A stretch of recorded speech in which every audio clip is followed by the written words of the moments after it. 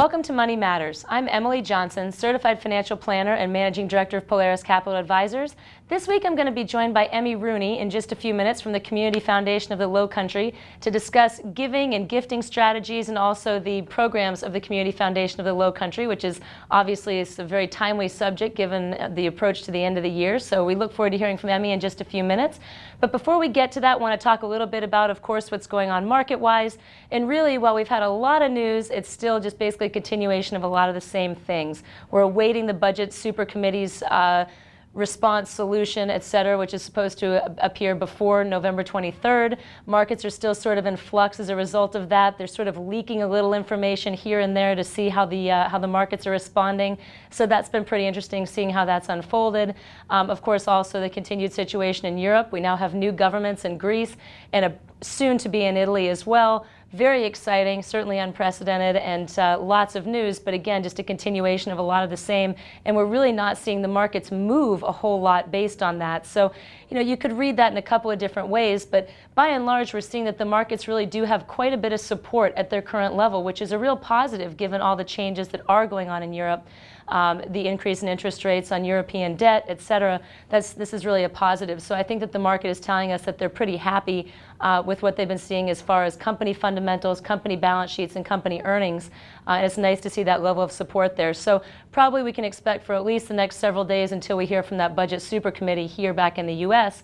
To see continued volatility in the markets, but we are seeing at least some level of support. So we're hoping to see that continue.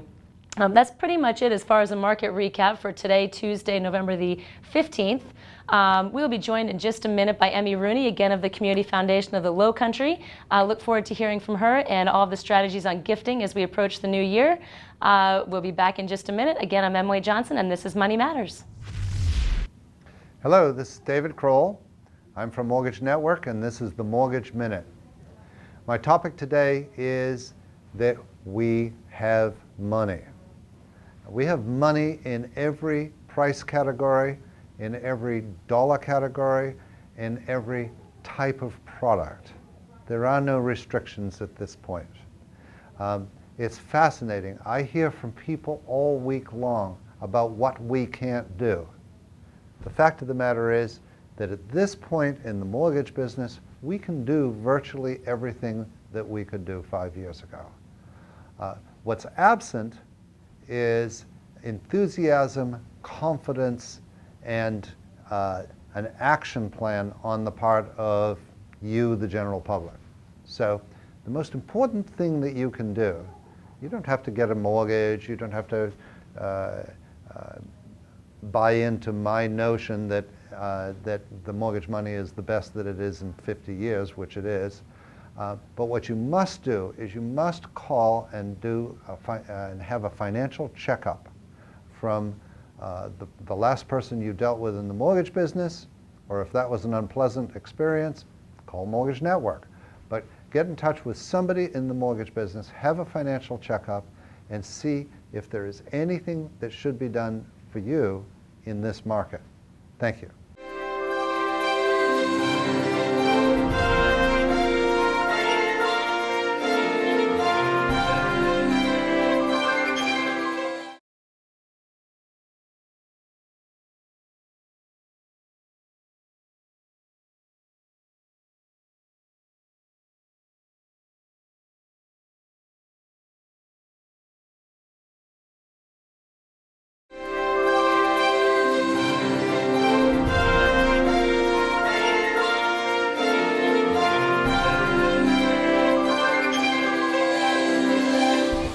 Welcome back to Money Matters. I'm Emily Johnson, and I'm joined by Emmy Rooney of the Community Foundation of the Lowcountry.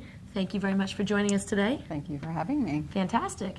Well, I think this is a really timely topic, especially with the breadth of charitable institutions and partnerships and everything that you guys have here in the community as we're approaching the end of the year, and people are probably looking at end of the year gifting and getting into the holidays and everything. So I know there's a lot to go over here. Tell me a little bit just in general, what is a community foundation in general? Well, a community foundation is a public charity. There's about 650 in the country.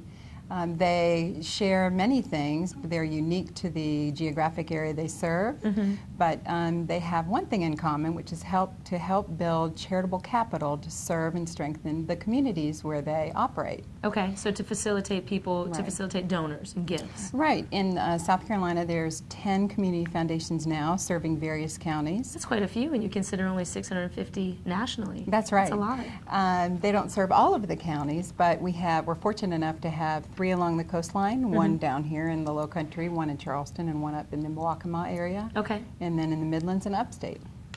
Fantastic. So in general, they facilitate gifting and opportunities for people that want to give to various organizations in the community. So tell me more about the Low Country Community Foundation. What is your specific mission and what differentiates you? Well, the Community Foundation of the Low Country's mission is to strengthen community by connecting people, resources, and needs. And we do that by helping donors, either individuals or groups of donors, nonprofit organizations, corporations, channel and design their charitable giving to reflect what it is they want to do in the community. So you've got two sides of this, I guess. You have the charities that are seeking the donations, and then you have those that are the donors and they're giving the gifts. So in a way, you're sort of a dating service between those two. I mean, to simplify, and I suppose. And, but so how do the charities? How do you work with both sides of that coin then? Starting with the charities and then the donors. Well, the Community Foundation, let me give you maybe a bit of history that might help. The foundation was established in 1994 through the sale of the Hilton Head Hospital, which was a community asset. It was a nonprofit hospital. It was sold to a for-profit entity, which is now Tenet Healthcare. The contributions that went into build the hospital originally came out in the form of the first gift to the Community Foundation. So we were fortunate enough to get a gift of $20 million in a fund that would provide grants to nonprofits that serve the same area as the hospital donors, Hilton Head, Defusky, and Greater Bluffton. Oh, okay, that's really interesting. Yeah, so that was in 1994. We used that grant. It's established into a fund called the Hilton Head Island Endowment Fund. Okay. And it provides grants to nonprofits in that same area. Okay. So 3 times a year, nonprofits can apply for grants to support their mission if they serve people who live and or work in the greater Hilton Head, Defusky, Bluffton area. Oh, okay. Fantastic. So then how has it grown since then? Since that time, we've worked with individual donors who want to establish their own funds, and we have grown from a single fund to now 250 funds. And tell me about each of those funds, because I know when we were talking off camera, you were telling me that there are a lot of different, basically anybody who establishes a fund can take it in any direction that they want to. It's very individualized. Right. What makes community foundations unique from other charities is that we're not a single purpose charity. So we are a 501c3 charitable organization, but we customize plans that help donors with their philanthropy. So rather than having a single mission that might just be to support health or human services, we sort of take a broader brush in helping individuals establish funds that do the work they want to in a specific area. Or it could be a nonprofit organization that might not have a staff or have an organized fundraising program, but they need assistance in establishing a way for donors to support their mission. So for example, if you had, let's say, a group of individuals that just met in a roundabout way through a shared interest here in Hilton Head, say a group of former teachers that were interested in combining their resources, they would like to give to charity, but they hadn't identified a specific organization that they wanted to give to. They could pool their resources and come to you and say, we're looking to provide resources for programs that participate in education and literacy, and is something along those lines. Is that how that would work? Absolutely. So whether it's an individual or a family or a group, as you've described, who might want to leverage their philanthropy and either need some assistance in designing how they would do that and then implementing it, or maybe they don't know where they want to begin, we provide the help and assistance to do that. Fantastic. So what are you seeing as far as growth in, what are you seeing as far as trends in giving these days, just out of curiosity? Well, what's interesting, I think, is that like the like the other part of the dialogue we hear nationally, that people want to know and understand the effects of where their charitable dollars go. Sure. And so community foundations, along with helping donors structure funds, they also have a strong data bank of community knowledge. So I think the trend that you're seeing is that donors want to establish funds, have as little or maybe more involvement in that effort, but really know that their gift is making an impact. And how do they see that? I mean, obviously you can see it if you see a child that can now read, but from a financial perspective, because I know you certainly heard a lot about various public funds or charities, I guess, over the course of the last several years that weren't as effective in managing their dollars. How are people tracking their charitable contributions now in terms of the effectiveness of those dollars? There are some ways that they're doing that. Well, I think part of that is when you establish a fund and you work with the community foundation, you have staff there to assist you in ways to measure and evaluate the effectiveness of your giving, or help you to design a plan that will be specifically targeted to those metrics. For example, let's say you're a donor and you want to support education and you decide a scholarship fund might be the way to do that. We can help you to design that and then build in the criteria and the measurement that will essentially show you that it's been effective. And I guess that's just the financial aspect. I mean, we have to take a break here in just a second, but I suppose for families, this is also a great way for families to pass on their legacy and what they feel is important as well to their children. Generational philanthropy and sharing your values and what's important can be done through working with the community foundation, whether that's during your lifetime in establishing a fund where your children participate, in that process of selecting the area and the grants you want to support, or maybe through a bequest in honor or in memory of a family member, and then you have your children involved in the future. That would be tremendous. And carrying out those family values. That's really special. Yeah, it's So great. it's a great We've gift. already watched it happen in many occasions through funds at the foundation. Well, I'd like to talk a little bit more about that. Let's take a quick break and we'll be right back. And again, this is Emmy Rooney of the Community Foundation of the Low Country. I'm Emily Johnson, and we'll be right back with Money Matters.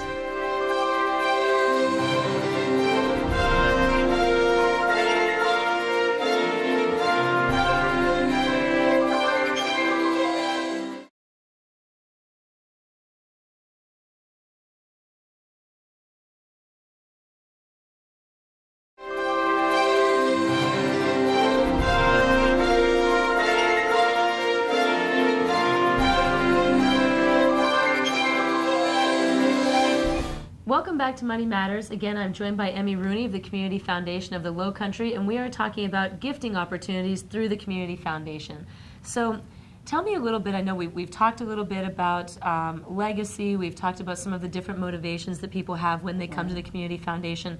Tell me a little bit about the process. A husband and wife or a group of individuals or a corporation comes to you and says, we'd like to work with you, we'd like to establish a fund. Kind of walk me through how that works. Sure. What we've mentioned before is what makes community foundations unique is that we customize approaches to charitable giving. So whether it is an individual or a family, first we sit down, and it would be our staff, and there's no charge for this service, to sit down and just first listen to what their interests are and charitable goals, and then work with them to try to define what it is they'd like to achieve, whether it's the motivation on an altruistic basis to give back, whether there's a tax motivation possibly in working with their professional advisors to meet a tax need of some kind. Which could be anything from a deduction that year to ongoing gifting or something along those lines. Or to generational philanthropy. Maybe they want to connect their family, and so often now families are so spread out that that's a wonderful way to connect their family values, as we mentioned. So the first thing we would do is to do an exploratory type discussion to see where their charitable interests lie, and then begin to craft a plan that would help them to organize, and then we would administer that individual fund, and it could be, again, in their family name, in the name of a loved one. It could be that they've worked with a nonprofit organization and they recognize through their volunteer efforts that maybe there needs to be a sustaining endowment fund that would be created to get that organization resources to sustain it into the future. Okay. So they might set up a fund either specific to an organization or a broad, what we would call area of interest, the arts, culture, health, human services, the environment, community development. So then from that point on an annual basis, well, let's actually talk about what is the minimum to establish a fund? Because I think there's probably a misunderstanding along those lines. Oh, yeah. It's very easy to establish a fund. And the minimum to establish a non-endowed fund, which is usually to help begin a project, is $2,500. But an endowed fund is $1,000 a year for 5 years to begin it at $5,000. Okay. And many people think that philanthropy, they'll think about their college endowment or the Kennedys or Rockefellers, that philanthropy is connected with a huge sum of money. But in reality, it's very easy to begin a family fund or an individual fund. Those funds don't need to be necessarily gifted in that year, right? I mean, that's my understanding of the Community Foundation is if I want to establish an endowed fund, I would give $5,000 or create a fund, gift my $5,000 into it, but that 1 year, the $5,000 would not necessarily be distributed to various charities. It could Right. remain inside that fund based on what we've decided in our conversations. Is that Yes, correct? absolutely. And I think what's important to know about endowment funds, in particular in light of what we've seen in the financial markets, that endowment funds have a long-term strategy. And that is what makes community foundations unique, in that we help to build endowment funds so that there is support into the future to whether that's for the support of a specific nonprofit or that family's charitable goals, but it's to help build sustaining funds. Okay. So I find that interesting too from a family perspective. Just that would be a wonderful way to bring your family together around the holidays, and there's such consistency to it as opposed to, I don't know if you hear this from any of your donors, but I feel like I'll write a $100 check here and a $500 check there, and then something else will happen you feel motivated by, write another $250 check there, and there's not necessarily that cohesiveness that you feel like you're really contributing to a cause. I mean, is that something you hear often, or am I unique in that feeling? No, you're not, and I think that comes back to the earlier conversation we had about how do donors measure the effectiveness of their philanthropy, whether that's to be very strategic in what they do or to begin to organize that in a fashion where they can really measure what they've done. But it's very specific to the donor. There are some donors who establish funds that we call donor advised funds, where they create a fund, place a gift in that fund, and then they have the ability to recommend grants to a broad range of nonprofits anywhere in the country. To donors who may have 3 or 4 organizations they want to support. Let's say that they have no children, but they've always given to these organizations, and so they create a fund that's actually receiving assets after their lifetime through an estate gift, and we work with them to design the framework for that fund so that it will go on to support those 3 or 4 organizations into the future. Now that's a complex process, so you must involve attorneys, financial advisors, tax advisors in that, because I know gifting when it comes to beneficiary at death, estate, formation, et cetera.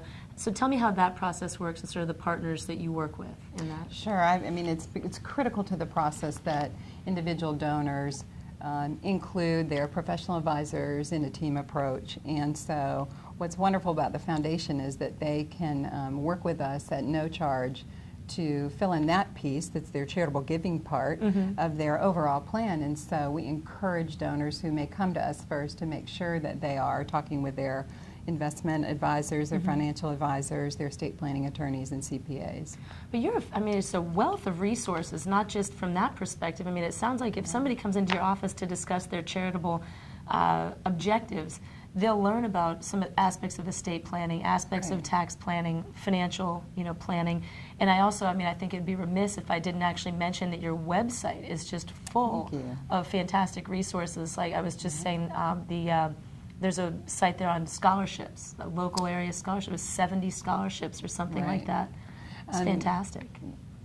Within the realm of services offered by community foundations in working with donors and doing grant making, we also look in the community to see what needs may be out there that need to be addressed. And one of those about 10 years ago or a little bit longer was the need to make sure that we were connecting students who were looking for scholarship funding with those scholarship opportunities in our community. So we created now an online resource, searchable database, right, yeah, called the Scholarship Directory, that's on our website, that lists all of the different scholarship providers.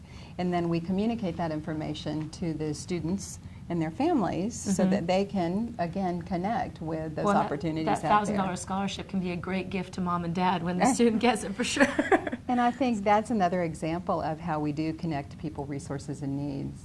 In particular, if you are a donor and you want to establish a scholarship fund, we help you to communicate the opportunity for students to receive your scholarship, and that's one way that we do that.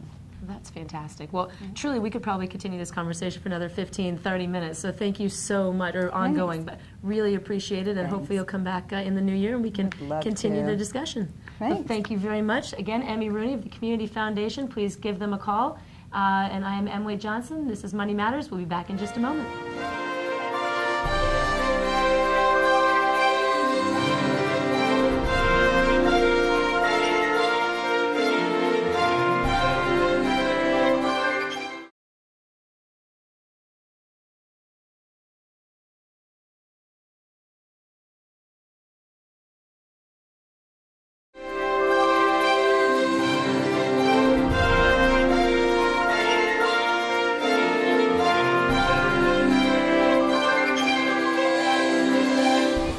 Welcome back to Money Matters. Just a few parting shots before we close today. As I said in the opening, we expect that the market is going to maintain sort of a level of stability, at least for the foreseeable future, with, of course, with plenty of volatility, but with some level of support underneath it. We expect typically through November and December for the market to rally as we continue into the fourth quarter, especially with the negative returns that we saw in the third quarter. So by and large, holding steady, I think, is probably action point number one, if you can call it that.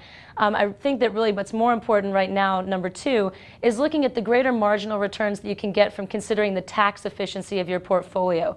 Is now a time to perhaps take some losses?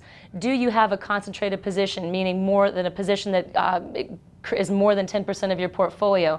If you're concerned about capital gains taxes going up next year, you might want to talk to your tax advisor, your financial advisor, about that particular position.